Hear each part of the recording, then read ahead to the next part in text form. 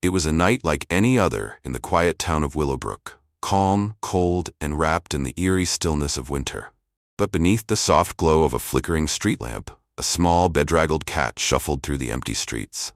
Her fur, once a vibrant orange tabby pattern, was now matted and dull, a testament to weeks, maybe months, of living without a home. Her emerald green eyes, though weary, darted from shadow to shadow, always on edge, always searching. Searching for food, searching for warmth, searching for something, anything, that would make her feel safe again. The sound of a garbage bin being pushed over echoed through the alley. Startled, the cat darted toward the noise, her thin frame slipping into the shadows with practiced ease. The scent of something edible wafted through the cold air, an old sandwich, discarded and forgotten. She pounced on it desperately, her tiny body shivering as she chewed. As the night deepened, the streets seemed to grow colder. Snow began to fall in gentle flurries, dusting the ground in a quiet, relentless reminder of the season's chill. The cat curled into herself beneath an old wooden bench, her tail wrapped tightly around her body. Her ears twitched at every passing sound, a car in the distance, the crunch of boots on snow, but no one stopped and no one noticed her. Until they did. Through the snowy haze, a pair of headlights pierced the night, accompanied by the low hum of an engine. The cat flinched, pressing herself tighter against the bench. A car door creaked open, and muffled voices followed. "Do you see her, Mom?" A young girl's voice called out, filled with concern. "I think she's over there, under the bench," replied an older voice, steady, kind, and warm. Two figures approached, their silhouettes illuminated by the car's headlights. One was a little girl, bundled in a bright red coat, her gloved hands clasped together, as though she was trying to hold her breath. The other was a woman in her 30s, her face framed by a cascade of brown hair that peeked out from under a knitted hat. She knelt down slowly, her eyes soft but focused. "It's okay, sweetie," the woman said softly, extending her hand. "We're not gonna hurt you." The cat's ears flattened, her body tense as she prepared to flee. But the girl knelt beside the woman, her eyes wide with a mix of wonder and sorrow. "Mom, she's so skinny and cold," she whispered. The woman nodded, her breath visible in the frosty air. She reached into her pocket and pulled out a piece of chicken, wrapped in a napkin. Gently, she placed it on the ground and slid it closer to the cat. "Here, sweetheart. You must be hungry." The cat hesitated, her sharp eyes darting between the strangers and the food. Her instincts screamed to run, but the hunger gnawing at her tiny frame overpowered her fear. Slowly, cautiously, she inched forward, her nose twitching as she sniffed the offering. "Good girl," the woman whispered as the cat began to eat. The girl smiled, her cheeks flushed with cold and excitement. "Can we keep her, Mom? Please?" "She needs a home." The woman hesitated, glancing at the cat's bony frame and the sadness in her daughter's eyes. "We'll see," she said softly, reaching out her hand again, this time closer to the cat.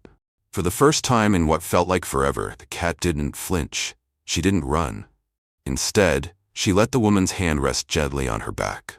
And though she didn't know it yet, this moment, this small, quiet moment under a snowy sky, was the beginning of everything she'd been searching for. The next few days felt like a blur for the little orange tabby. She spent those first nights curled up in a warm bed, the soft blankets a far cry from the cold concrete and empty alleys she'd known. The house smelled of home-cooked meals and fresh flowers, and the air was filled with the quiet hum of a peaceful life.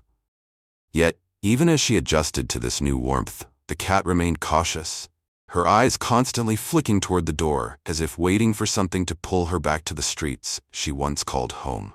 Deborah, the woman who had found her under the bench, noticed the hesitation. She understood, but her heart ached as she saw how the cat, despite the safety around her, seemed to keep a part of herself guarded, as though she feared the kindness would fade like everything else in her past. "You're safe now," Deborah whispered softly as she sat beside the bed, reaching out to gently stroke the cat's fur. The tabby flinched at first, but soon began to relax under her touch. "I promise you, no one's gonna hurt you." At the sound of her voice, the little girl, Alice, rushed into the room, her eyes wide with excitement. "She's eating, Mom. She's finally eating her food." Deborah smiled warmly at her daughter, who had named the cat Maggie the moment she laid eyes on her. There was something about the way Alice had looked at Maggie, with pure love and hope, that melted Deborah's heart. It wasn't just the compassion of a child, it was the pure instinct to care for something in need. "That's wonderful," Deborah said, looking at Maggie with a soft smile. "It's a good sign. She's starting to trust us." But it wasn't just the food that Maggie was starting to trust. It was the warmth of the home, the steady rhythm of life that filled the house. Deborah's laughter, Alice's chatter, and even the occasional soft thud of footsteps from upstairs. Maggie was beginning to understand that this was where she belonged. A few days later, Deborah stood in the kitchen, washing dishes, when she noticed Alice kneeling down by the living room window, peering outside with a wistful expression. Maggie sat beside her, her tail swishing slowly as the two of them watched the world outside. Alice turned to Deborah, her eyes filled with a quiet sadness. "Mom, is Maggie going to stay with us forever?" she asked softly. Deborah dried her hands on the towel and walked over to Alice, crouching down beside her. She wrapped an arm around her daughter's shoulders and pulled her in close. "I hope so, honey," she said, her voice full of warmth and love. "She's a part of our family now, and families take care of each other." Maggie, sensing the love and security that surrounded her, nudged her head against Alice's hand, her purrs vibrating softly in the stillness of the room. For the first time since she could remember, the little tabby didn't feel alone. She felt whole.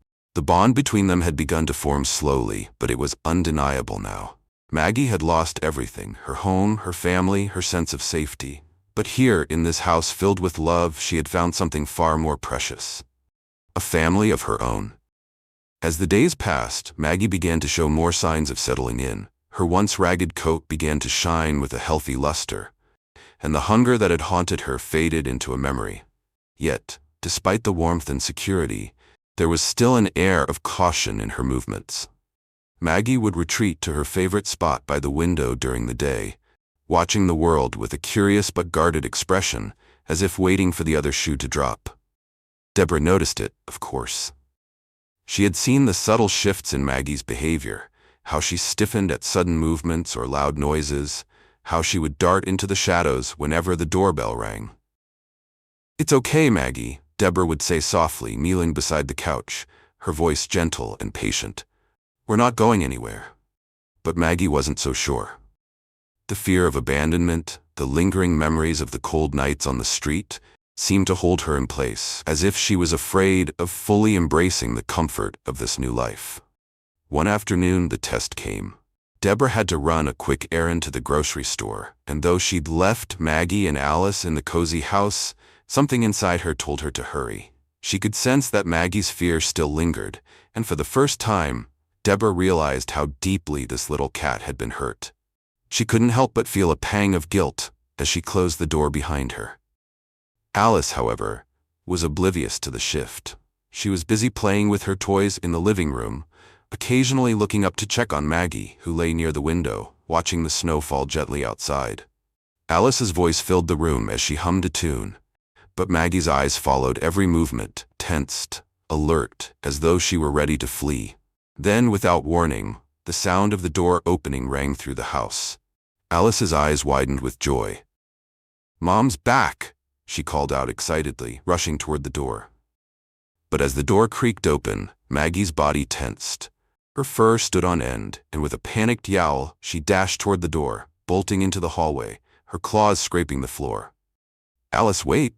Deborah's voice rang out, but it was too late. Maggie had already reached the front door, and in her frantic attempt to escape, she darted past Deborah and out into the snow-covered yard. "Maggie!" Alice cried, rushing after her, but the cold wind and the blinding snow had already swallowed the cat up. Deborah stood frozen, watching as Maggie disappeared into the distance, her heart sinking. She knew the cat's fear was a result of her past. It wasn't just about the door or being left alone. It was a fear that came from months, maybe even years of uncertainty and survival. But Deborah also knew this was a test of how far Maggie had come, how much trust she had left to give. "Don't worry, Alice," Deborah said gently, her voice filled with determination. "We'll bring her back." She turned to her daughter, a soft smile on her face, despite the panic in her chest. "Let's go. Together." Deborah and Alice rushed out into the cold, the wind biting at their faces, the snow swirling around them in thick blankets. But as they reached the yard, they stopped, breathless, hearing the faintest sound. Maggie. The small cat was huddled by the garden fence, her body hunched low to the ground, her eyes wide with fear. "Maggie, sweetheart, it's okay," Deborah called out softly, walking toward her. But Maggie flinched at her voice, her body tense, every instinct telling her to run. "Alice, stay back," Deborah whispered, taking a careful step closer. "Let me talk to her." Slowly, Deborah knelt down, her hands outstretched, her voice calm and reassuring. "It's okay, Maggie. You're not alone anymore. You're safe with us." For a long, heart-stopping moment, Maggie didn't move. Then, with a cautious but determined step, she inched toward Deborah, her small body shaking. But this time there was something different in her eyes, a flicker of recognition. And with that, Maggie finally took the final step into Deborah's arms. "Good girl," Deborah whispered, holding her close. "You're home now." The days following Maggie's return were a mixture of small victories and quiet moments. She spent more time in the living room, curled up on the couch next to Alice, who would often read aloud to her, her gentle voice offering comfort to the shy cat. Maggie's body relaxed more and more each day, her once fearful eyes now soft and trusting, though still wary of loud noises or sudden movements. Deborah watched the transformation with a mixture of awe and tenderness. She could see that Maggie was healing, but there were still moments when the shadows of the past would creep in. One evening, as Deborah sat reading a book in her favorite armchair, Maggie quietly approached her, her small form hesitant yet curious. For a moment, Deborah wasn't sure if the cat would retreat again, but to her surprise, Maggie jumped up beside her on the armrest, settling herself beside Deborah's lap. Deborah smiled, her heart swelling with warmth. She had always known that healing takes time, but this small gesture, a cat who had once feared even the touch of a hand, was a testament to just how far they had come. Alice, seeing the quiet moment, rushed over and gently pet Maggie's fur. "I think she's starting to like us even more, Mom," she whispered, her voice filled with awe. Deborah nodded, her fingers gently stroking Maggie's soft coat. "She's realizing that she's safe now, that we're not going anywhere." It wasn't just about feeding Maggie or giving her a place to sleep. It was about the unspoken bond they were building, day by day. It was about trust, not the kind you can offer with a simple promise, but the kind you earn through time and patience. But Maggie wasn't the only one healing. Deborah had always been a strong, independent woman, but after losing her own parents a few years ago, she had carried a heavy burden. A burden that had left her with a sense of emptiness, a feeling of something missing, like a piece of her heart that had yet to be found. But now, as she held Maggie in her arms, there was a quiet peace she hadn't felt in years. The house felt fuller, richer in love and laughter. And though it had started with a single small cat, Deborah realized that Maggie wasn't just a pet. She had become a part of her family, a part of her heart. Alice, noticing the calm that had settled over them, asked in a soft voice, "Do you think Maggie will be okay now, Mom?" Deborah looked down at the small tabby nestled comfortably in her lap, her eyes warm and full of affection. "Yes, sweetheart, she's going to be just fine. She's found her family." And Maggie, for the first time in what felt like an eternity, believed it too. As the months passed, Maggie continued to thrive in the warmth of her new home. She was no longer the scared, ragged stray who wandered the cold streets of Willowbrook.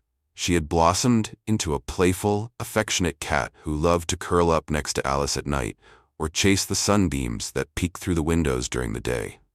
Her coat grew glossy and thick, her once skinny frame filled out with strength and health. But more than that, it was the change in her spirit that was most profound.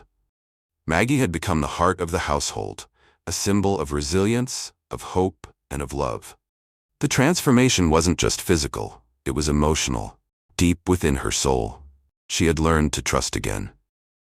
One Saturday morning, Deborah and Alice decided to take Maggie on a walk around the neighborhood. It was a crisp spring day, with the air fresh and alive with the scent of new beginnings. Deborah had carefully fitted Maggie with a harness and leash, a small step toward giving her the freedom to explore without fear. At first, Maggie hesitated, her paws unsure against the grass. She sniffed the air, her whiskers twitching as she took in the unfamiliar sights and sounds. But then, with a cautious but curious step, She walked forward, her tail held high. Alice giggled. "She looks so proud, Mom." Deborah smiled, her eyes full of emotion. "She is, sweetheart. She's finally free." And Maggie was. She was free to explore, free to trust, free to love without the weight of fear holding her back. As she trotted ahead, Alice following with delight, Deborah couldn't help but feel an overwhelming sense of gratitude. Not just for Maggie's transformation, but for the way the cat had healed their family too. There was a time when they had thought they were rescuing Maggie, but in reality, Maggie had rescued them. Her presence had filled the empty spaces in their hearts.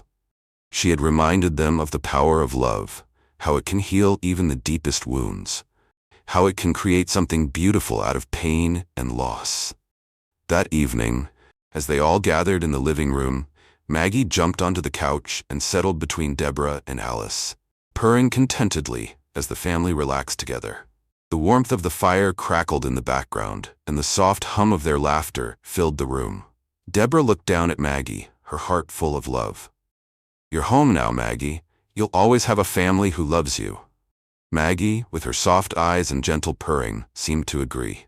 And in that moment, under the glow of the fireplace, the small tabby knew she was exactly where she was meant to be.